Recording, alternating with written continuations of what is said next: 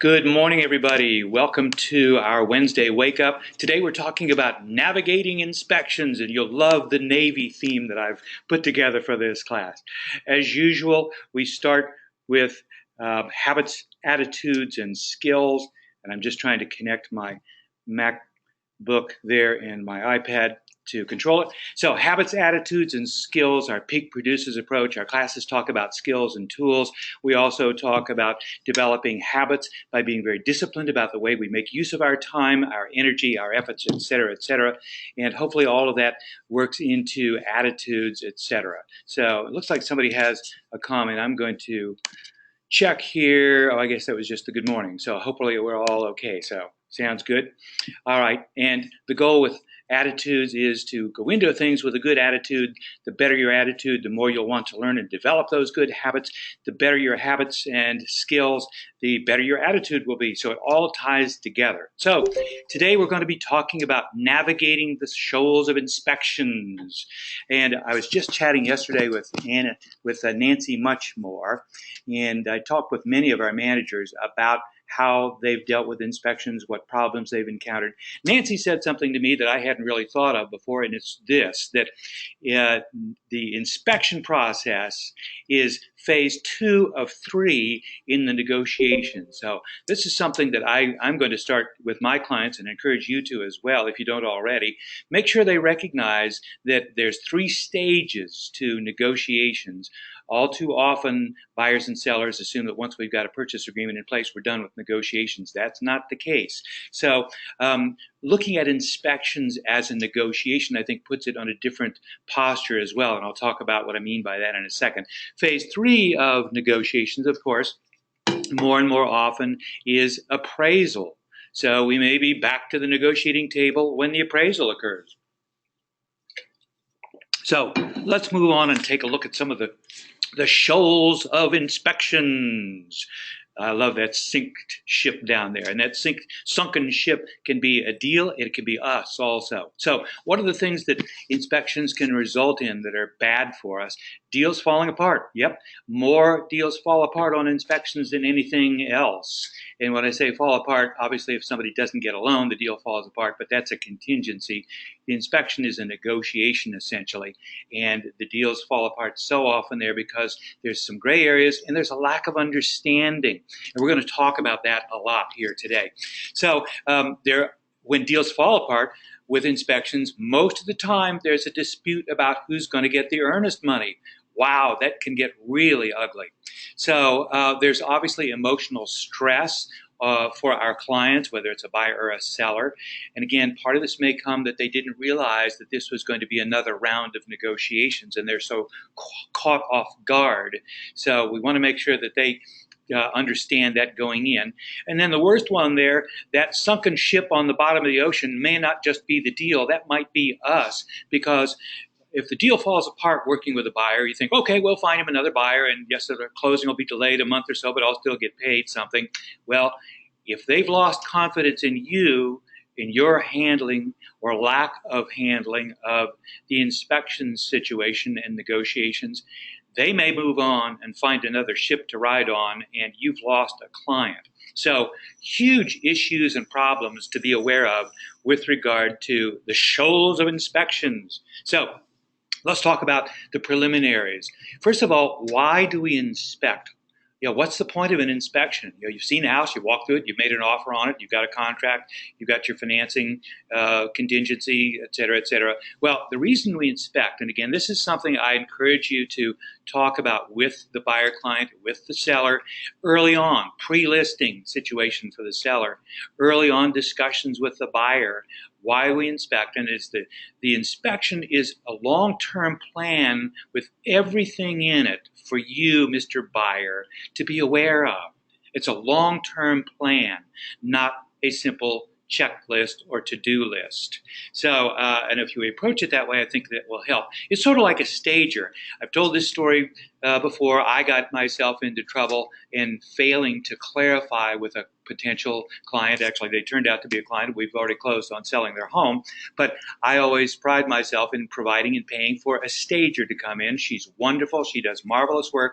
And I always say the words, and she always says the words right up front, and that is that I'm going to be looking at this house like a buyer, in other words, being very critical. Well, the same applies to an inspector, obviously. Even if the seller hires an inspector to do a pre-listing inspection, they're going to look at it like a buyer, meaning their goal is to be very critical and point out everything that should be thought of. My stager says that. Inspectors don't usually say that, but I love looking at that context. My goal as an inspector, my goal as a stager, is to list every possible thing that I can think of to put on a list for you to be aware of, Mr. Buyer or Mr. Seller, as you consider listing your house, but mainly for you, Mr. Buyer, to be aware of in owning and managing your house and caring for your house over the long term. The second part that the stager usually says that inspectors don't say, but I really like this analogy to this approach, and that is that I'm going to give you this really, really long list of everything I can think of, and then it's up to you and your broker. You and David are going to sit down after you get this report, and you will strategize on what you want to do, what you can afford to do, what you want to do, and what you need to do, and what you must do in the context of the market, et cetera, et cetera, et cetera. So again, we strategize with this lengthy list that basically should be viewed as a long-term plan with everything. Okay, my next point there's going to be some intakes of breath, some when I say inspectors are our friends. Oh my.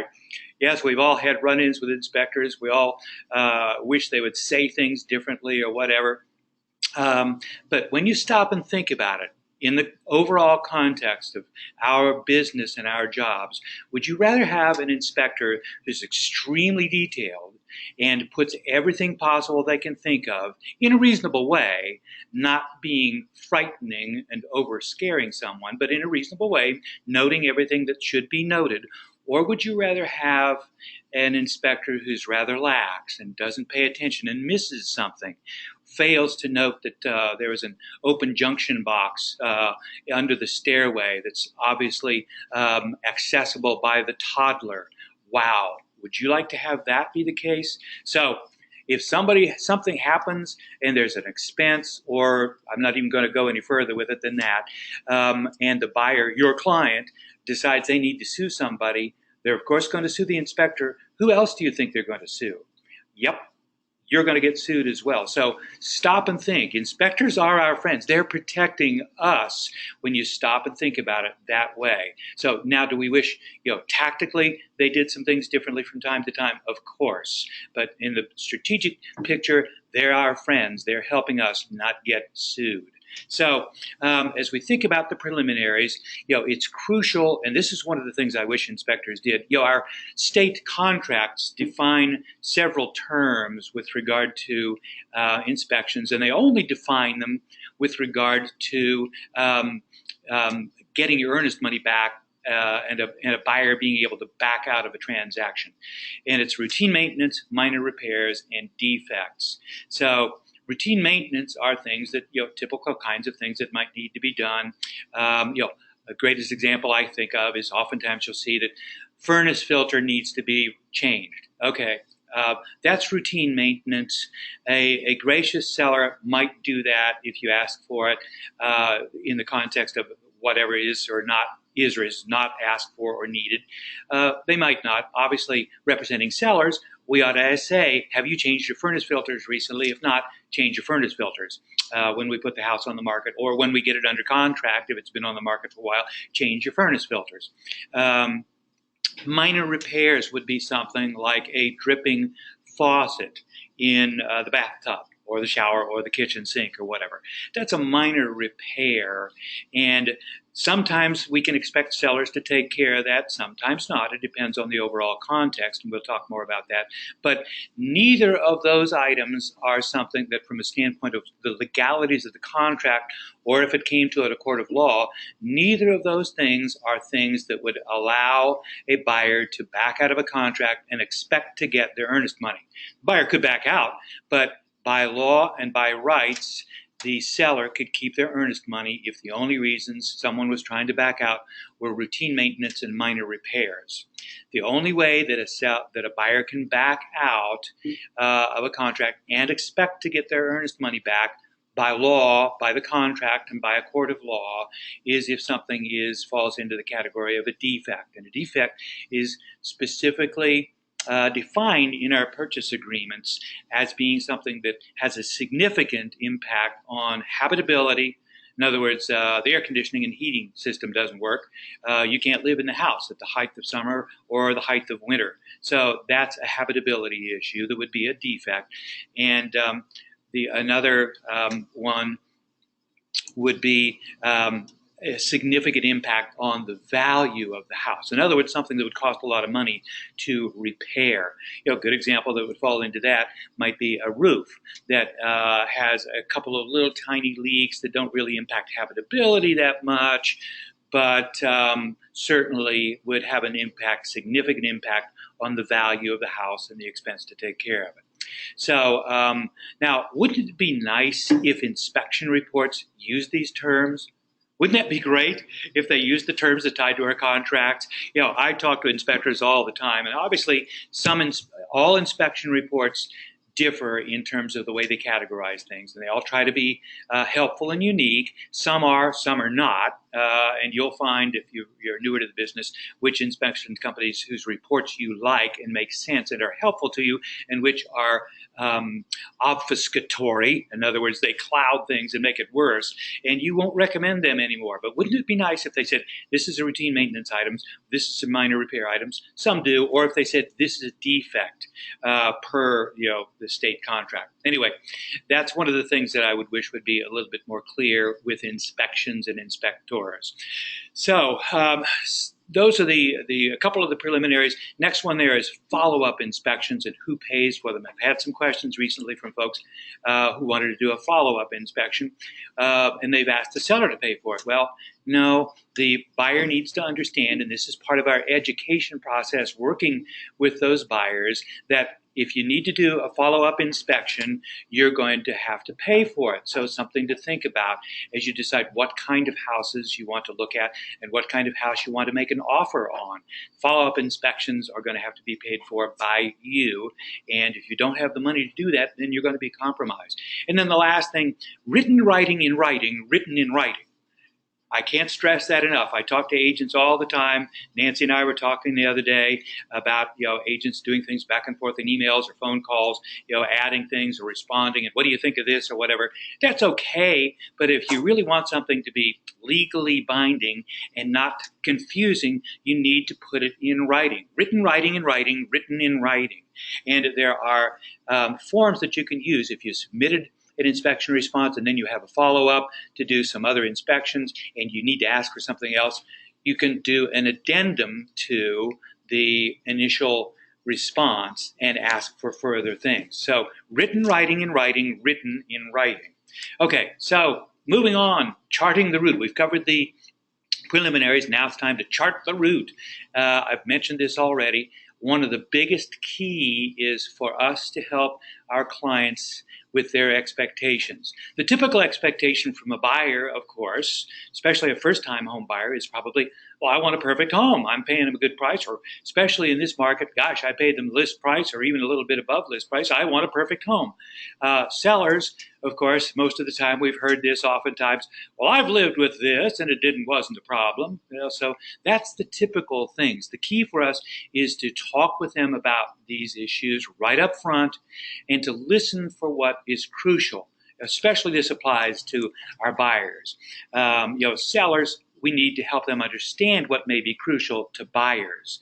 But it's important to understand where their perspective is on things and what their situation is. For sellers, if it's a seller in a distressed type situation, it may not be a short sale, it may not be a foreclosure, but they've had some medical expenses or they've lost a job and they have to sell their house and they don't have a whole lot of cash.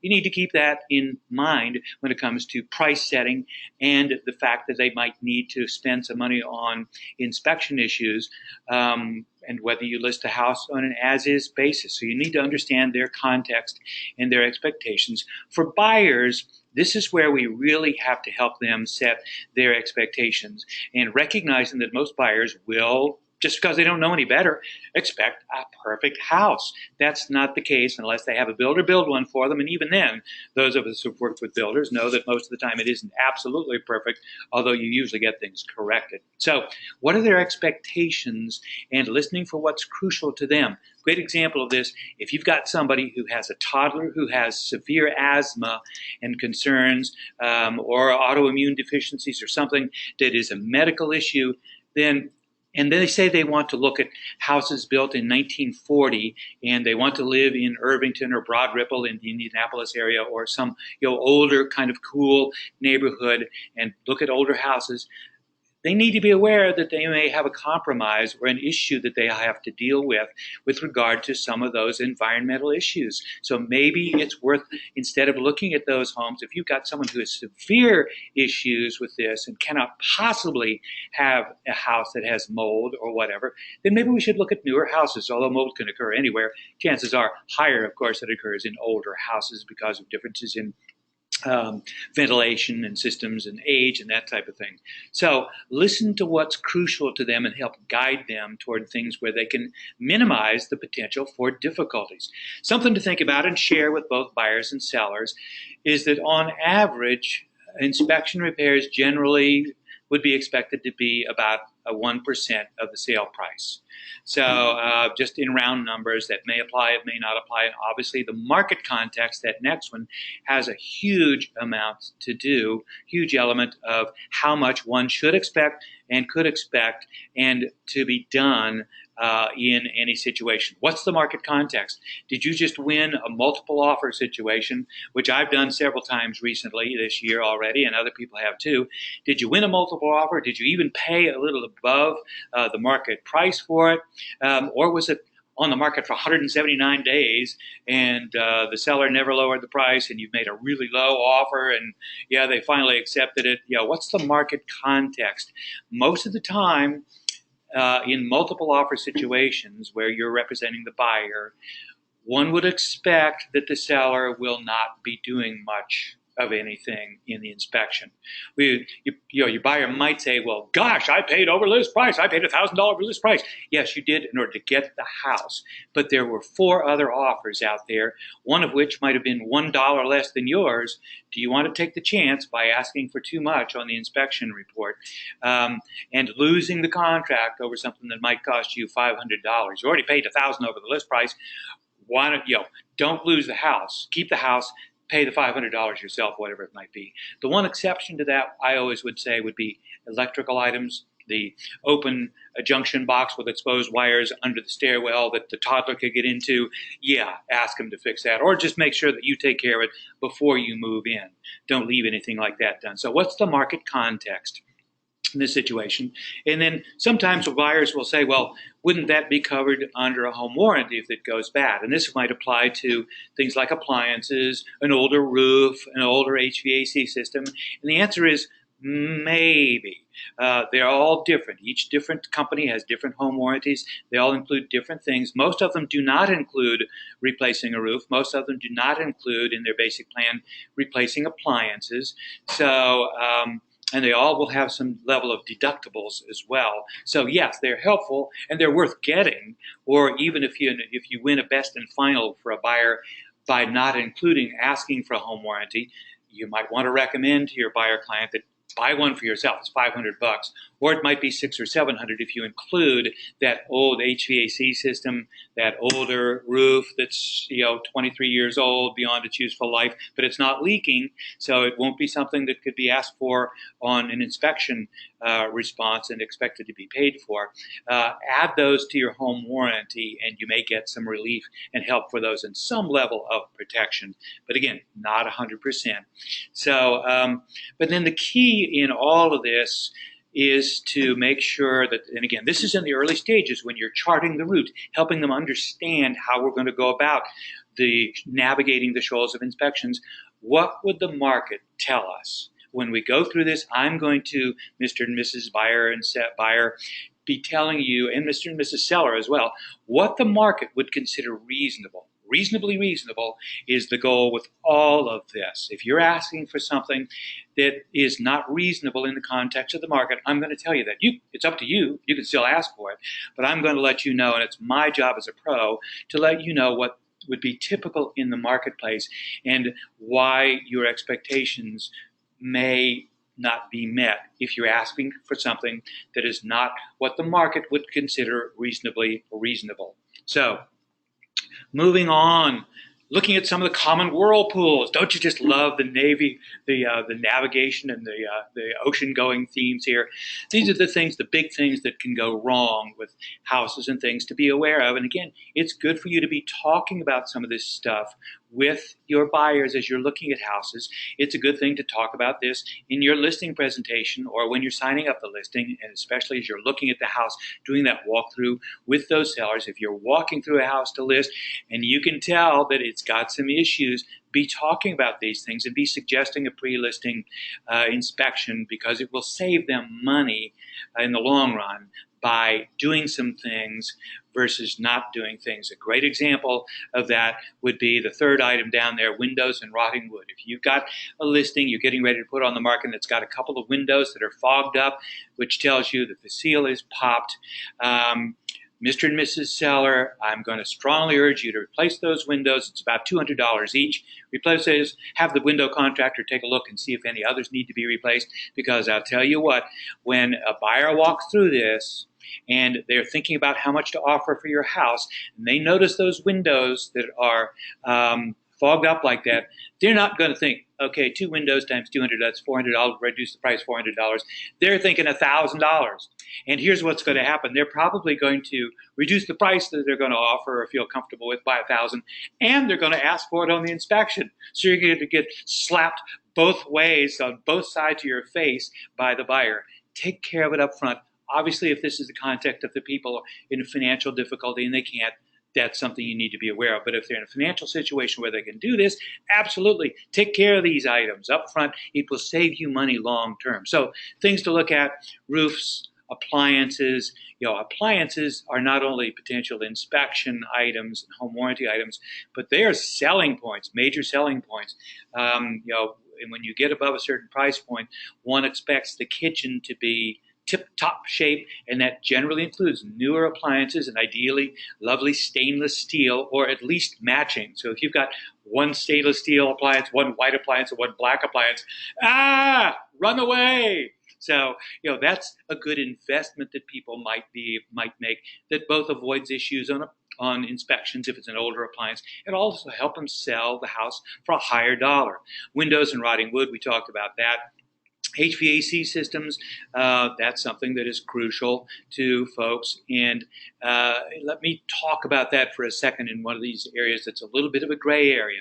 A roof that's 23 years old, and they put that in the seller's disclosure. It's 23 years old, and the inspector comes out and says the roof is near the end of its useful life, but there's no leaks. It operates fine. It works fine.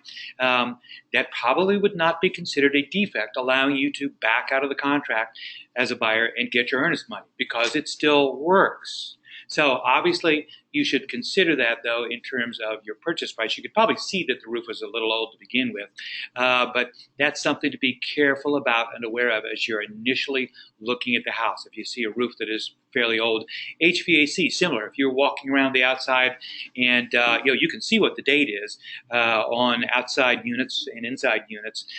So if you're clever enough and want to get down on your hands and knees and look, and if you say, oh my gosh, this outside unit is 15 years old, the average life expectancy is 10 to 12 years on an outside unit. So that's something we should keep in mind in our purchase price. But in terms of getting that replaced, as long as the drops are appropriate and it's working, that would not be considered a defect, allowing you to, in a court of law, if it went to that, get your earnest money back. So be aware of these things. Now, might sellers allow you to back out if you brought these issues up? They might, but by law and by the terms of the contract, the right is on their side with regard to these items. So again, stuff to be talking about as you're looking at houses with clients. Prepare them. Don't wait until the day of the inspection to talk about this stuff.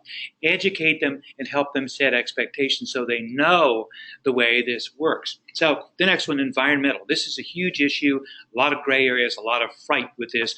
I call it MARL, mold, asbestos, radon, and lead. MARL, the horrors of MARL. And all these things are definitely serious issues to be concerned with, for sure, absolutely. And this is why you need to find out, especially with regard to mold or asbestos. Radon's pretty straightforward. Most of the time, sellers are willing and able to, if radon is an issue, to address it. You can do it for $700 or $800, so it's not horribly expensive. Obviously, that depends on the context. $700 or $800 might be a lot for certain sellers in certain circumstances, but lead-based paint, asbestos, and especially mold are things that can really frighten a lot of people. Again, that's why it's important that you understand up front. We've got a couple of toddlers, or my wife has asthma and is on a respirator or whatever it might be. Then don't be looking. Be very careful and cautious up front about houses that might have mold and lend themselves to that. Again, older homes, homes with crawl spaces, older homes with attics, and again, this is mainly because ventilation systems are not as good as what they are these days, and when there's a lack of ventilation, that can lead to the growth of mold, especially in our climate, which is fairly humid. So important issues to talk about up front with your clients. Let me address asbestos. Asbestos can be on piping in older homes, and it can be in VAT, vinyl asbestos tile, before 1978, well, that's lead-based paint. I don't remember what the year was when asbestos was outlawed. But the thing with asbestos is that if it's not friable, in other words, if it's solid, then it is not technically a hazard. If it's friable and falling apart and breaking into particles and so forth, that's when it becomes a hazard, and that's when it would be probably viewed as a defect. If you've got insulation on piping that is falling apart, wow, that's a big problem. But if the insulation's on the piping and it's solid, then that's not technically a health hazard right now. And I'm not going to comment because I've not experienced with this. I do not know whether in a court of law, the fact of having non-friable asbestos in a house and a seller refusing to remove it or repair it, I don't know whether that would allow the buyer to get their earnest money back or not. I don't know. So that's a good topic for some discussion. The key, though, to all of these things, and I'll talk about this in a minute, is that the seller has the right to correct them. I run into situations where agents tell me they've got a client who's scared to death of mold, and they found out there's just a little tiny bit of mold in the crawl space or up on a rafter or whatever, and they want out of the house. They don't even submit an inspection response. And then they're surprised when the seller says, okay, but I'm not giving you your earnest money back. Well, there's mold. Okay. The point is that the seller has the right to correct things. So let's go on with this list here. Electrical systems, as I said a moment ago, anything with an electrical system that's discovered, I always say to both my buyer clients, that you should get taken care of, and to sellers, that you should expect to repair. Now, again, if it's a non-GFI outlet in one place, it costs you $25 to have an electrician, or $50, whatever, to have an electrician come in. If it's sort of like one little thing like that, then maybe you let it fly. But bottom line, electrical systems are crucial hazards that really should be dealt with by both sides. Water control, we've talked about that, gutters, downspouts, drainage, that ties into having a house leak. If your gutter system isn't working right and things back up and go through the fascia and back in through that way, that's a problem. And that's not a roof problem, that's a water control problem. Plumbing systems, obviously, but having old pipes and things, let's say there's I've heard recently of in Meridian, Kessler, and the Broad Ripple markets here in Indianapolis, the issue of sewer lines, old sewer lines going out to the street, which would be the owner's responsibility, not the water company's responsibility. That we're finding a lot of deals are falling apart because there are problems with those and sellers are refusing to correct them. Again, one of those things, my gut feeling is that if you scope that thing and it is still working and no water is ever backed up and it's working fine, and yet it's found that there's some roots growing into it, so it's being compromised. Is that a major defect or not? I'm not sure whether that is. This is new territory for a lot of us, but if it's working and there's no leaks, does that fall under the defect category of it would take a significant cost and change the value of the house? I'm not sure how the courts would stand on that right now, but that's something to be wary of and careful of. Most of the time, inspectors haven't even been looking at that. So that's just in this year, last year or so, become something in some of these older neighborhoods where buyer clients are making sure that their clients look at that. Now, that's not typically included in a basic inspection, so that would be an extra cost that the buyer would have to pay for. So something to think about, though. Poor ventilation, we've talked about. Installation, handrails. That's not a newer thing, but codes these days call for handrails just about everywhere, and many older homes that are grandfathered don't have handrails, but that's something you'll see as a code violation frequently. So make sure that your buyer clients are aware that that's something that you may just want to say, hey, I'll take care of that myself or whatever. It can be technically a code violation, though. So these are the common whirlpools. So how do we deal with all these? We need to tack into the wind to avoid those whirlpools. So the key is setting the course. And I've already mentioned this a couple of times. An ounce of prevention is worth a pound of cure. One of those old sayings, and it's so true here. The more you can do as you go through this process of letting people, number one, understand how inspections work, what they're about, why they're there. Again, that this is a long-term list, not a honeydew list. It's a long-term list, and one of the best things about inspections for you buyers is that it will help you understand and learn more about your house than you'll probably ever need to know. So it's crucial that your buyer, when if it's a couple, they both really probably should be there, frankly. And if they can't be there, have them reschedule it. They really, really need to be there. So again, seller's pre-sale inspection, we've talked about that. Buyer education while seeing houses. One of the biggest keys to that is telling stories. Peak Producers, Buffini talks about, facts tell, facts tell, stories sell. So the more stories you can tell about deals falling apart or situations where, well, now I know you're talking about this, but let me tell you, I've just done 2 other deals earlier this year where the sellers didn't do that, and here's why. And in both cases, my buyers decided to go ahead, and I was able to help them because I brought in a contractor that could take care of that issue. So I just want to set that context for you. We can ask for it. The market would probably say, blah. So telling stories with specific kinds of things. And for you newer agents, that's why it's a great idea to come into the office and be working from the office, hanging out in the office, hearing stories from the agents who are doing lots of transactions when you're not doing quite so many transactions, and trading stories and asking questions. People in this business, this is a talking business. People love to talk in this business. So unless you catch somebody when they're in the middle of something, agents love to tell stories and help newer agents. We all really do, for the most part, love to do that. So just make sure you approach people when they're not in the middle of something with a time deadline. So again, also another thing there is understanding your client's negotiating style. We talked about this when we talk about negotiating the purchase price and the contract. Well, it applies here too. Remember, this is phase 2 of negotiations, and phase 3 is negotiating through the appraisal. So this is still a negotiation. So if you find that you're dealing with that king of the hill who's got to win everything, then part of that, remember, with the king of the hill is to make them feel like they've won.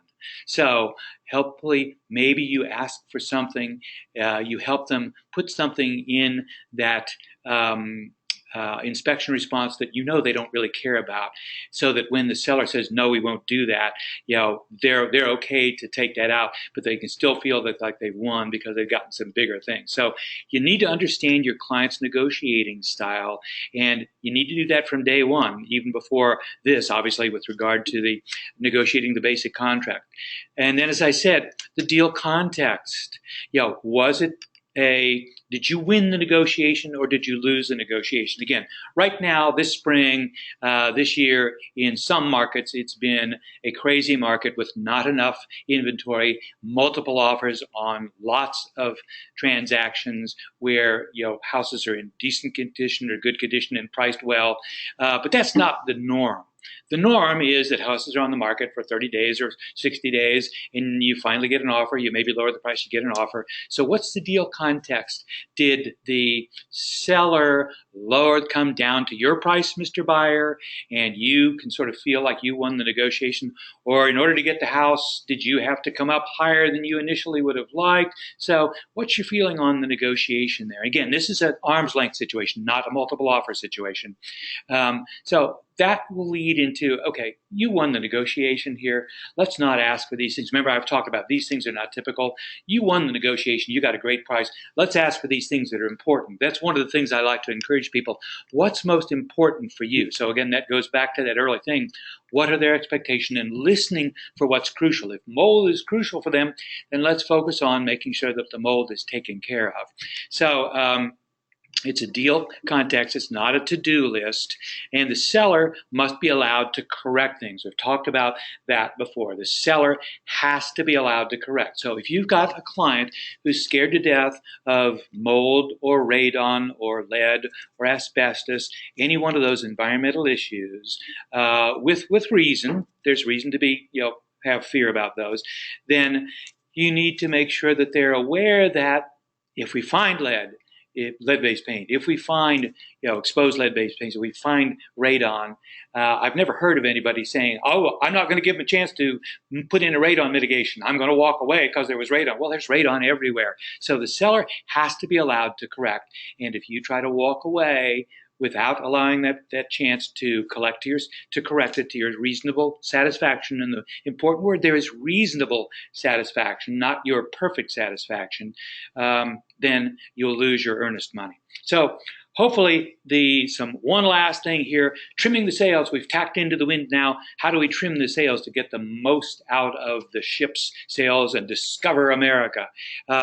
One key, and Nancy Muchmore mentioned this to me the other day, I have never really thought about this, draft a first response ourselves.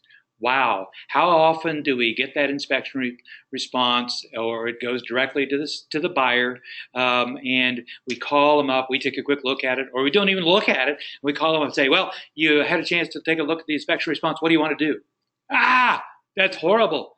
Do not do that. Remember, our job is to lead and guide people through this process, trimming the sails to get the optimum out of what we're dealing with and to help them the most. So asking them what they want to deal, number one, you already ought to know what their primary concerns are. Number two, you better read through the inspection response.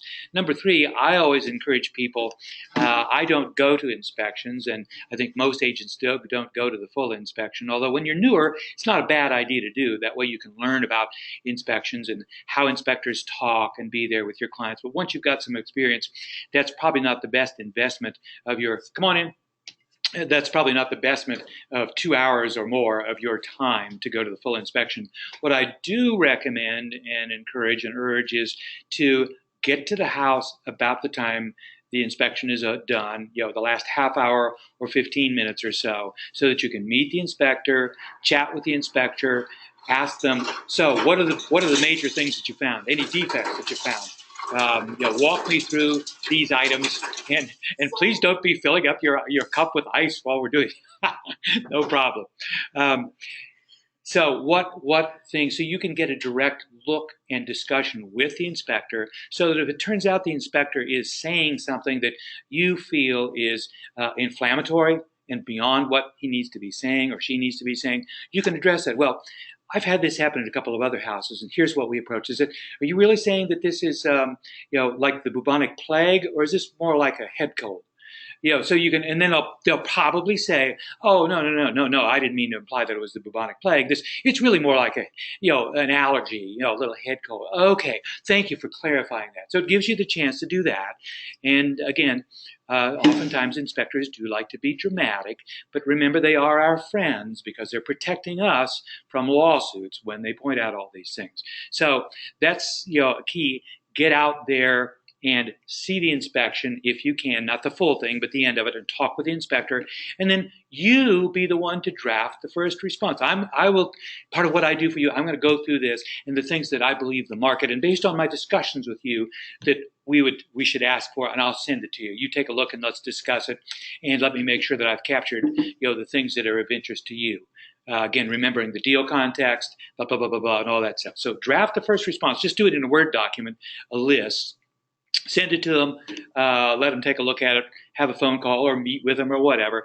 Is there anything else? Let's look through the inspection. Was there anything? And they say, well, we were concerned about it. It said that there was this dripping faucet. Well, remember, we talked about that. That's a minor maintenance item, basically, or a minor repair if you need to put new washers in there. That's, if you want to add that in there, we could do that. But, sometimes if you put too many things in, it clouds you getting the things that are important. So let's focus on that radon and the electrical items and this other things that's fairly significant. And maybe not be asking for these little items, which really are minor repairs and maintenance items. So walk through with them, but you need to take the lead and guide them. If they are saying, well, this house, I wanted a perfect house, they're still grousing and not happy with it, don't fall into the trap of debating or correcting them. Use that kind of that mirroring language. Hey, I understand. You're saying that such and such, and this is important to you. I understand, and that's normal. I understand, and that's normal. Yes, that's perfectly normal. I understand, yes. And I know I do this every day. This is new for you folks here, and my job is to help you understand what. So let's take a step back. Two key things. What would the market say? Again, remember we've talked about that there is a market. This is a negotiation, and both sides are aware of what would be typically that the market would say. The sellers understand this, or the buyers understand it, this, just as you understand it, that the market would say you should do this, or you should not ask for this, or whatever it might be. And then especially with either side, if you can't get them to agree to something that's reasonable and more in line with the market, let's take a step back. Let's back up for a second. Remember why you're doing this. Remember your big why. And of course, remember in your initial discussion with this buyer and your initial discussion and presentation with the seller, you've asked them, why are you buying? Why are you selling? What are your goals for this? Well, we want to sell the house and move to Florida, or we want to buy this house to get Sally and Jimmy in that great school system, or we want to cut down our commute time. I just worked with a client earlier this year who cut their commute time from 20 minutes to 10 minutes. I thought, really? You're doing this? But that was a huge, important reason for them to do that. And so that was fine with me, and it worked. So help them remember their big why. And their big why is not, oh, I want to buy a house, or I want to sell a house. That's not their big why. Their big why is the emotional reason, the heart reason why they want to do this. Because this is an emotional and stressful thing to do. So they've got to have a bigger why than just, well, I want a bigger house, or I want to buy. So step back. Help them remember why. Again, it's a negotiation. It's just like the price negotiation. If you're within $1,000 on a $300,000 house, good grief, step back, make and the other side won't compromise. It's $1,000. That's $3 a month or whatever it might be on your mortgage. So that's sort of that last resort thing to do. If you can't, with all of your preparation, all of your guidance, all of your understanding of what their big concerns are, all of your representation that this is this does, just like the price, ties to what the market would do, and that both sides are well aware of that. That's the last step to take. Take a step back and remind them of their big why, and hopefully that will convince them to move forward. And of course, the ultimate last step is to remind people that, okay, as we've said, the seller is willing to correct that mold issue. It's not a big mold issue. If that is still a concern to you and you want to back out, you probably will not get your earnest money back. Is that mold issue and their correction of it not acceptable to you? So that would be the last one to say, okay, are you ready to walk away from your earnest money? So hopefully you don't have to get to that. So hopefully this is helpful. This is phase 2. And then one more to go. If we get past this step is the appraisal. That may be a negotiation as well. And obviously there's context on that one depending on how much cash somebody has that they're putting down. And representing sellers, that's something to look at in multiple offers. Same offer from $1,000 higher offer from somebody putting down 3% versus $1,000 lower offer from somebody paying cash. I just had some clients who accepted an offer $8,000 below the highest offer because it was a cash offer and there was no appraisal.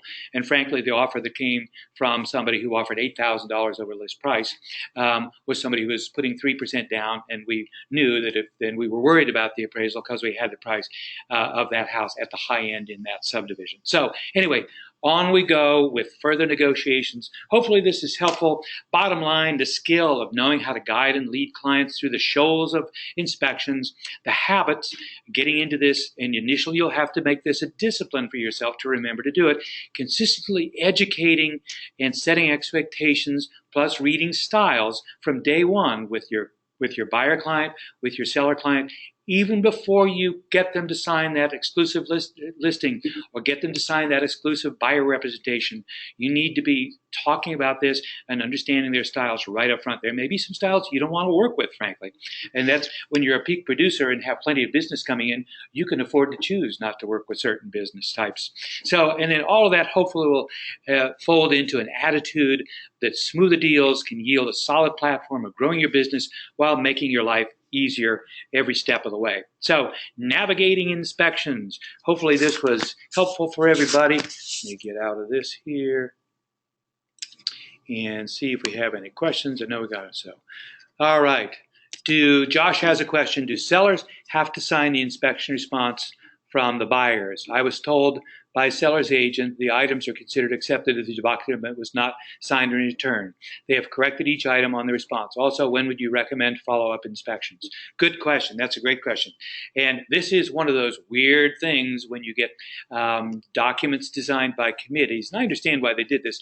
Purchase agreement and counteroffers have an expiration date where if the other side does not accept or respond, then the deal is dead. It's off the table. Your contract no longer is valid if you submitted an offer and they don't respond to it. And so that's one way to respond and say it's rejected, is just not even respond to a purchase agreement or a counteroffer. Inspections are exactly the opposite. I know that's confusing, but there's a reason for that. Technically, with inspection responses, or even the seller's response to your response, if you do not sign it by the deadline, that means you have accepted the other side's views. So you ask for 5 things on your buyer's inspection response.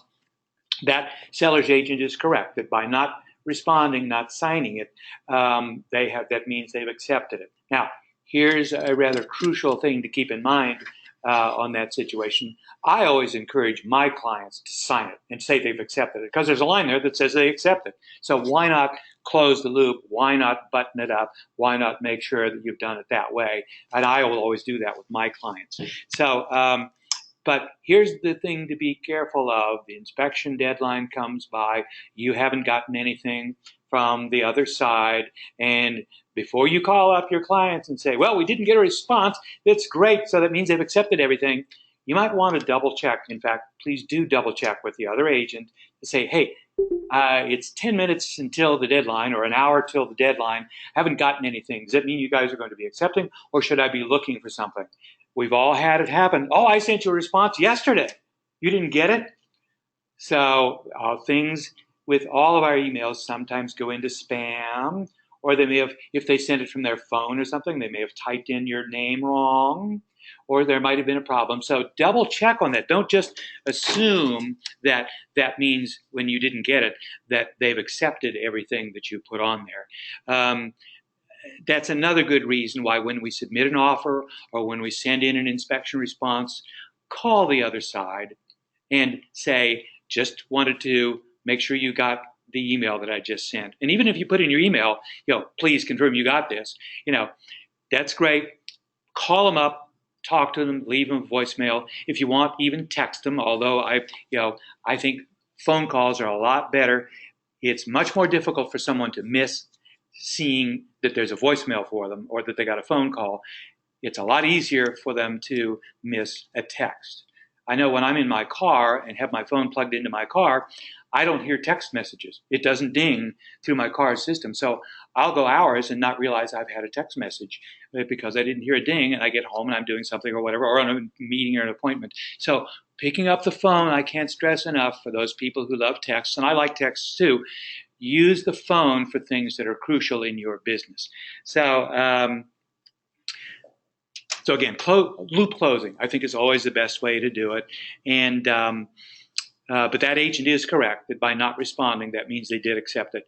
And I would, frankly, in that circumstance, I would send the agent an email that says, it's 12:01 p.m. and your response was due.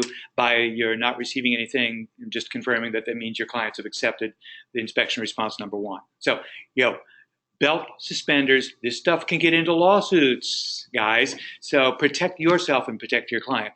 Josh, the second question there, when would you recommend follow-up inspections?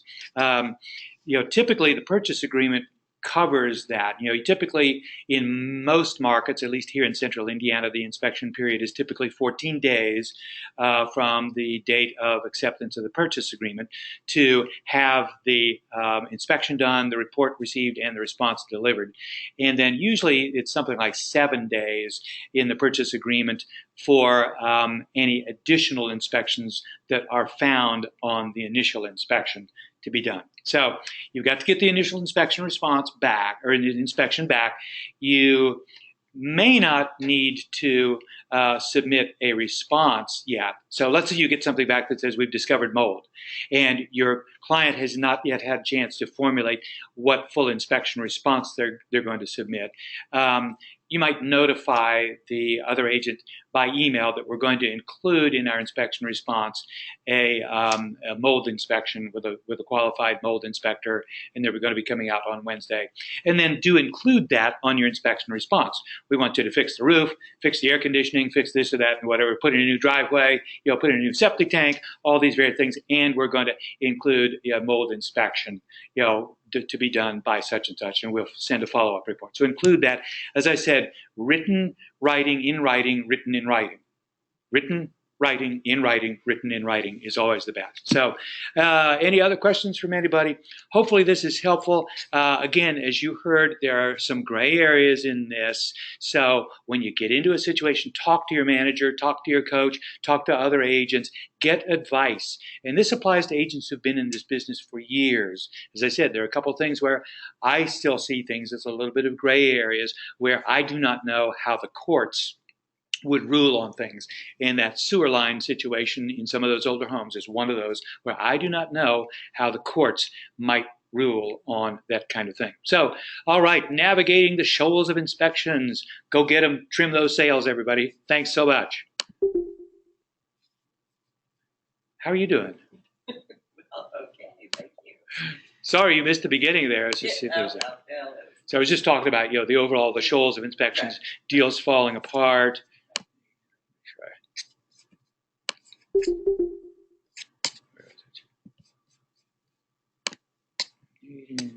Yeah, and I noticed when I got here, it was inspections today, but didn't you send something around about the topic being Kaizen? Kaizen. That was the 10-minute turbocharge that I did at the sales meeting last week. Oh, yeah. Okay. Yes. So did that not record? I noticed when you had the question up, it said this session is being recorded. Yeah, and I don't see where it went. So anyway, just talking about the deals fall apart, earnest money disputes, emotional stress, loss of confidence in us. I mean, we can lose clients over these things. One of the main things that I said too is why inspect? It's a long-term plan with everything in it. Just like we should say about a stager, like the thing I had with Sarah Kudrow, where I didn't make it clear, Sarah Kudrow, I'm going to start approaching inspections the same way. The inspector is going to tell you everything possible that they can think of Right. that you should be aware of. Then it's up to me, in the context of the market, to help you understand what the market would view as things that a seller would typically do, and find out from you what's crucial to you, and that kind of thing. And I also talked about that inspectors are our friends. Yeah, right. Inspectors are our friends because they're keeping us. Would you rather have an inspector who doesn't notice the open junction box with exposed live wires under the stairwell that the 2-year-old toddler can get into after you've bought and moved into this house? And then who gets sued? The inspector gets sued. You get sued for sure too. So which would you rather have? The inspector who puts too much or who puts too little? I'd rather have the one who puts too much on there. Right. So, Annie, what have you had any nasty? Well, you've had some fun with things. Yes. Well, and the thing that I always thought was extremely confusing in that whole, it's of course been a long time since I've looked at it in inspection response, but there's the language, if you don't respond by the deadline, this is presumed to have been accepted. Yeah. But then you get some jerk like Andy Deemer, putting a 15-minute deadline on, the inspection response, and so then no, because my client hasn't even seen it. Right. Yeah. Yeah. And then that's. Although crazy talk to what I say, okay, there's reasonable time for response. And it actually does say that that reasonable time frames are expected to be given here. So it seems like there was some kind of funny language though in even that reasonable language. I'll have to look back. Yeah. Yeah. So. Done that, but anyway. So. Thank you for coming. How are you doing? Well, okay. My Zionsville folks are probably at this moment driving back to Colorado with their rental truck. I mean, they're leaving the furniture in the house. Yes, yes, yes. Moving on. Remind me where they're moving to. Denver. Denver. Okay. Yeah. They've owned their really cool condo on South Pearl Street. I mean, I haven't seen it, but I actually found it on an old, I don't know, like Zillow or something when you Google the address. And it does look really like a cool place. And they've owned it for over a year now, actually. So they've owned that place plus their house. And so that makes me feel slightly less, Have you had any more showings? No. Well, we had since the latest price reduction. But man, the market is just so slow. In that price range, yeah, it's been. I mean, like 0 showings for several, 1 week periods on CSS. So. Yeah. Hey, Kevin, how are you doing? I'm sorry, can I get some ice? I thought we're all done. Yeah, somebody really came in to get ice while David was recording the session. Oh, that was a little loud. Yeah, I bet. Shoot, I want to. I don't want to pressure that.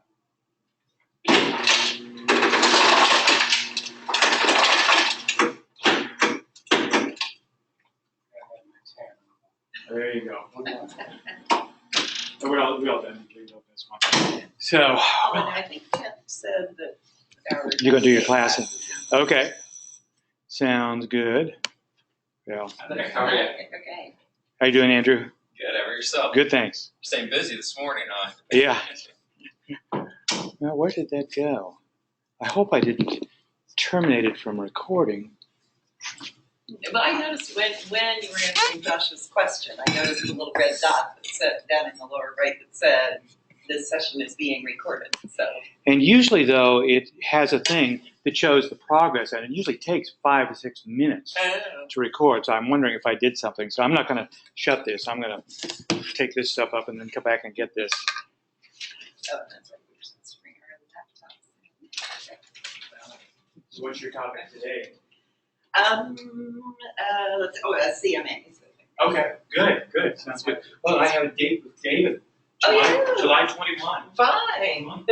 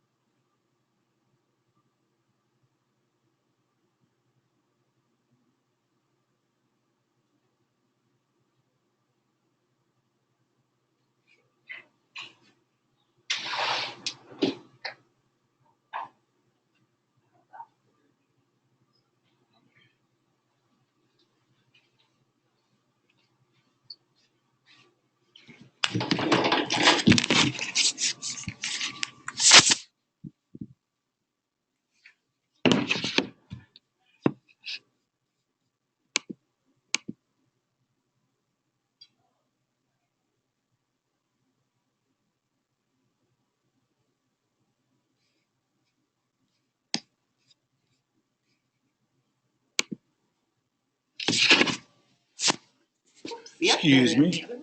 Oh, okay. Hey, Kent, how are you doing? Good. Sorry I missed this morning. I had an appointment. No problem.